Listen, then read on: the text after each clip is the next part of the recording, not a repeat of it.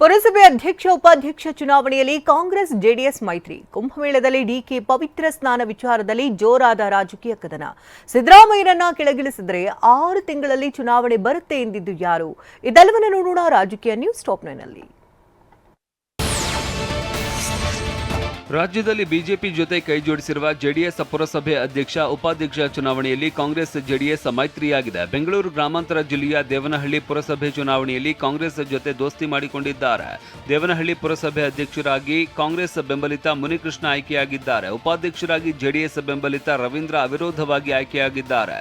1 ವರ್ಷದಿಂದ ಖಾಲಿಯಾಗಿದ್ದ ಪುರಸಭಾ ಅಧ್ಯಕ್ಷ ಉಪಾಧ್ಯಕ್ಷ ಸ್ಥಾನ ಭರ್ತಿಯಾಗಿದೆ.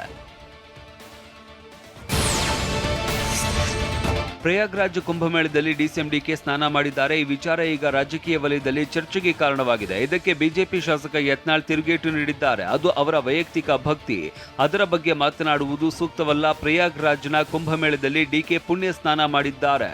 ಎಷ್ಟು ಪಾಪ ಕಳೆದು ಹೋಯಿತು ಅಂತ ಖರ್ಗೆ ವರದಿ ಪಡಿಬೇಕು ಅಂತ ದೆಹಲಿಯಲ್ಲಿ ಕಾಂಗ್ರೆಸ್ ವಿರುದ್ಧ ಬಿಜೆಪಿ ಶಾಸಕ ಯತ್ನಾಳ್ ವಾಗ್ದಾಳಿ ನಡೆಸಿದ್ದಾರೆ. ಅವರವರ ವೈಯಕ್ತಿಕ ಅವರ ಧರ್ಮಾಚರಣೆ ಅವ್ರು ಮಾಡ್ತಾರೆ. ಅದನ್ನೇನು ಭಾಳ ಹೈಪ್ ಮಾಡುವಂಥ ಅವಶ್ಯಕತೆ ಇಲ್ಲ. ಮತ್ತು ಅವ್ರ ಪಕ್ಷದ ರಾಷ್ಟ್ರೀಯ ಅಧ್ಯಕ್ಷಗಳಿದ್ರು, ಅಲ್ಲಿ ಹೋದ್ರೆ ಪಾಪ ತುಳಿತೈತೆ ಅನ್ನೋದು ಅವರೇ ಮಲ್ಲಿಕಾರ್ಜುನ ಖರ್ಗೆ ಕೇಳಿದ್ರು, ಯಾರ್ಯಾರು ಪಾಪ ತುಳಿತು ಏನು. ಪ್ರಯಾಗ್ರಾಜ್ನ ಕುಂಭಮೇಳದಲ್ಲಿ ಡಿಕೆ ಪುಣ್ಯ ಸ್ನಾನ ಮಾಡಿರೋದು ಅದು ಅವರಿಗೆ ಬಿಟ್ಟ ವಿಚಾರ ಅಂತ ಸಚಿವ ಪ್ರಿಯಾಂಕ್ ಖರ್ಗೆ ಹೇಳಿದ್ದಾರೆ. ಯಾರಿಗೆ ಎಲ್ಲಿ ಮನಃಶಾಂತಿ ಸಿಗುತ್ತೋ ಅಲ್ಲಿಗೆ ಹೋದರೆ ತಪ್ಪಿಲ್ಲ. ನಮಗೆ ನಮ್ಮ ನಾಯಕರ ಮನೆಗೆ ಹೋದ್ರೆ ಮನಃಶಾಂತಿ ಸಿಗುತ್ತೆ. ಕೆಲವರಿಗೆ ಮನೆಯಲ್ಲೇ ಧ್ಯಾನ ಮಾಡಿದ್ರೆ ಮನಃಶಾಂತಿ ಸಿಗುತ್ತೆ. ಮತ್ತೆ ಕೆಲವರಿಗೆ ಕುಂಭಮೇಳದಲ್ಲಿ ಮುಳುಗಿದ್ದರೆ ಮನಃಶಾಂತಿ, ಭಕ್ತಿ ಆಧ್ಯಾತ್ಮಿಕವಾಗಿ ಇರಬೇಕು, ವ್ಯಕ್ತಿ ಮೇಲಲ್ಲ ಅಂತ ಹೇಳಿದ್ದಾರೆ. ಅವ್ರವ್ರಿಗೆ ಬಿಟ್ಟು ವಿಚಾರ ಅಲ್ಲ. ಕುಂಭಮೇಳದಲ್ಲಿ ಹೋಗಿ ಅವ್ರಿಗೆ ಮನಃಶಾಂತಿ ಸಿಗುತ್ತೆ ಅಂತ ಅವರಿಗೆ, ನಾವು ಹೋಗಿ ನಮ್ಮ ಕಾಂಗ್ರೆಸ್ ನಾಯಕರಿಗೆ ಬಿಟ್ಟಿದ್ರೆ ನಮ್ಗೆ ಮನಃಶಾಂತಿ ನಮ್ಗೆ ಸಿಗುತ್ತೆ. ಅಯೋಧ್ಯೆಯಲ್ಲಿ ಪ್ರಾಣ ಪ್ರತಿಷ್ಠಾಪನೆಯನ್ನ ಶ್ರೀಗಳು ಮಾಡಬೇಕಾಗಿತ್ತು. ಆದರೆ ಪ್ರಾಣ ಪ್ರತಿಷ್ಠೆ ರಾಜಕೀಯ ಕಾರಣಕ್ಕೆ ಯಾರು ಮಾಡಿದ್ರು ಅಂತ ಬಿಜೆಪಿ ವಿರುದ್ಧ ಪ್ರಿಯಾಂಕ್ ಖರ್ಗೆ ಕಿಡಿಕಾರಿದ್ದಾರೆ. ಇದು ಕಾಂಗ್ರೆಸ್ ಆರೋಪ ಅಲ್ಲ, ಶಂಕರಾಚಾರ್ಯ ಶ್ರೀಗಳ ಆಕ್ಷೇಪ. ರಾಮಾಯಣ ಸೇರಿದಂತೆ ಯಾವ ಗ್ರಂಥಗಳನ್ನು ರಾಜಕೀಯವಾಗಿ ಬಳಸಬಾರದು. ಬೇವಿನ ಸಸಿ ನೆಟ್ಟು ಮಾವಿನಕಾಯಿ ತಿನ್ನುವುದಕ್ಕೆ ಆಗುವುದಿಲ್ಲ ಅಂತ ಬೆಂಗಳೂರಿನಲ್ಲಿ ಸಚಿವ ಪ್ರಿಯಾಂಕ್ ಖರ್ಗೆ ಹೇಳಿದ್ದಾರೆ. ನಮ್ಮ ಅಧ್ಯಕ್ಷರು ದೈವ ಭಕ್ತರು, ಹೀಗಾಗಿ ಕುಂಭಮೇಳಕ್ಕೆ ಹೋಗಿದ್ದಾರೆ ಅಂತ ಸಚಿವ ರಾಮಲಿಂಗಾರೆಡ್ಡಿ ಹೇಳಿದ್ದಾರೆ. ಎಲ್ಲ ಒಳ್ಳೆಯದಾಗುತ್ತೆ ಅಂತ ಡಿಸಿಎಂ ಡಿಕೆ ಕುಂಭಮೇಳಕ್ಕೆ ಹೋಗಿದ್ದರು. ಅಧಿಕಾರ ಹಂಚಿಕೆ ಬಗ್ಗೆ ಮಾತನಾಡದಂತೆ ಖರ್ಗೆ ಹೇಳಿದ್ದಾರೆ. ನಾವು ಸೀಕ್ರೆಟ್ ಆಗಿ ಮಾತನಾಡುತ್ತೇವೆ, ಬಹಿರಂಗವಾಗಿ ಮಾತನಾಡಲ್ಲ. ವಿರೋಧ ಪಕ್ಷವಾಗಿ ಭಾರತೀಯ ಜನತಾ ಪಕ್ಷ ಬಲಿಷ್ಠವಾಗಿ ಇರಬೇಕು. ಬಿಜೆಪಿಯವರ ರೀತಿ ನಾವು ಕಚ್ಚಾಡೋದಕ್ಕೆ ಸಾಧ್ಯವಿಲ್ಲ ಅಂತ ಸಚಿವ ರಾಮಲಿಂಗಾರೆಡ್ಡಿ ಹೇಳಿದ್ದಾರೆ. ವಾಲ್ಮೀಕಿ ರಾಮ ಬೇರೆ, ಅಯೋಧ್ಯೆ ರಾಮನೇ ಬೇರೆ ಅಂತ ಸಚಿವ ಎಚ್.ಸಿ. ಮಹದೇವಪ್ಪ ಹೇಳಿಕೆಗೆ ಶಿವರಾಜ್ ತಂಗಡಗಿ ಪ್ರತಿಕ್ರಿಯಿಸಿದ್ದಾರೆ. ರಾಮ ಒಬ್ಬನೇ, ಆದರೆ ರಾಮನನ್ನ ಸೃಷ್ಟಿ ಮಾಡಿದ್ದು ವಾಲ್ಮೀಕಿ. ಬಿಜೆಪಿಯವರು ಕೆಲ ದೇವರನ್ನ ಗುತ್ತಿಗೆ ಪಡೆದವರಂತೆ ವರ್ತಿಸ್ತಾ ಇದ್ದಾರೆ. ಬಿಜೆಪಿಯ ನಾಯಕರು ಅಭಿವೃದ್ಧಿ ಬಗ್ಗೆ ಎಲ್ಲೂ ಮಾತನಾಡಲ್ಲ.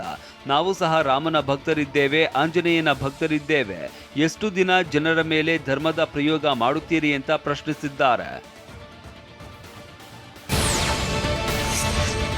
ಕುಂಭಮೇಳದ ಪುಣ್ಯಸ್ನಾನ ಜಟಾಪಟಿ ಇದ್ರೆ ಇತ್ತ ಸಚಿವ ಮಹದೇವಪ್ಪ ಅಯೋಧ್ಯೆ ರಾಮನೇ ಬೇರೆ, ವಾಲ್ಮೀಕಿ ಪ್ರತಿಪಾದಿಸಿದ ರಾಮನೇ ಬೇರೆ ಅಂತ ಹೇಳಿದ್ದಾರೆ. ಮಹದೇವಪ್ಪ ಹೇಳಿಕೆಗೆ ವಿಪಕ್ಷ ನಾಯಕ ಅಶೋಕ್ ಗರಂ ಆಗಿದ್ದಾರೆ. ಅಯೋಧ್ಯೆಯಲ್ಲಿ ರಾಮ ಪ್ರತಿಷ್ಠಾಪನೆಯಾಗಿ 1 ವರ್ಷ ಕಳೆದರೂ ಕರ್ನಾಟಕ ಕಾಂಗ್ರೆಸ್ ನಾಯಕರಿಗೆ ಜೀರ್ಣಿಸಿಕೊಳ್ಳೋದಕ್ಕೆ ಆಗ್ತಾ ಇಲ್ಲ. ಮಹದೇವಪ್ಪನವರಿಗೆ ಹಿಂದೂಗಳನ್ನ ಕಂಡ್ರೆ ಯಾಕಿಷ್ಟು ಅಸೂಯೆ ಅಂತ ಟ್ವೀಟ್ ಮೂಲಕ ಕಿಡಿಕಾರಿದ್ದಾರೆ. ಅಶೋಕ್ ಟ್ವೀಟ್ಗೆ ಸಚಿವ ಪ್ರಿಯಾಂಕ್ ಖರ್ಗೆ ತಿರುಗೇಟು ಕೊಟ್ಟಿದ್ದಾರೆ. ವಾಲ್ಮೀಕಿ ರಾಮಾಯಣದ ಅಂಶಗಳೇ ಬೇರೆ, ಬಿಜೆಪಿಯವರು ಹೇಳ್ಕೊಂಡು ಬರ್ತಾ ಇರುವ ರಾಮಾಯಣವೇ ಬೇರೆ ಇದೆ. ಬಿಜೆಪಿಯವರಿಗೆ ರಾಮಾಯಣದ ಬಗ್ಗೆ ಎಷ್ಟು ಗೊತ್ತಿದೆ ಅಂತ ಪ್ರಶ್ನಿಸಿದ್ದಾರೆ. ನೋಡಿ, ವಾಲ್ಮೀಕಿ ರಾಮಾಯಣ ಏನಿದೆ ಅದರಲ್ಲಿ ಇರುವಂತ ಅಂಶಗಳೇ ಬೇರೆ ಇದೆ. ತುಳಸಿದಾಸ ರಾಮಾಯಣನೇ ಬೇರೆ. ಬಿಜೆಪಿಯವರು ಆ ಕಡೆ ವಾಲ್ಮೀಕಿ ರಾಮಾಯಣನೂ ಓದಿಲ್ಲ ಅಥವಾ ತುಳಸಿದಾಸ ರಾಮಾಯಣನೂ ಓದಿಲ್ಲ. ಕರೆಸ್ಬಿಟ್ಟು ಕೇಳ್ಬಿಡಿ, ಎಷ್ಟು ಜನಕ್ಕೆ ಹನುಮಾನ್ ಚಾಲೀಸ ಗೊತ್ತು, ಎಷ್ಟು ಜನಕ್ಕೆ ಅವರ ಇತಿಹಾಸ ಗೊತ್ತು, ವೀರ್ ಸಾವರ್ಕರಿಗೆ ವೀರ್ ಅಂತ ಬಿರುದು ಹೇಗೆ ಸಿಕ್ತು, ಅವೆಲ್ಲ ಹೇಳ್ತಾರ? ಹೇಳೋದಿಲ್ಲ. ಸುಮ್ಮನೆ ಎಲೆಕ್ಷನ್ ಬಂದಾಗ ಮಾತ್ರ ಇವರಿಗೆ ಅಷ್ಟೇ ಇದೆ.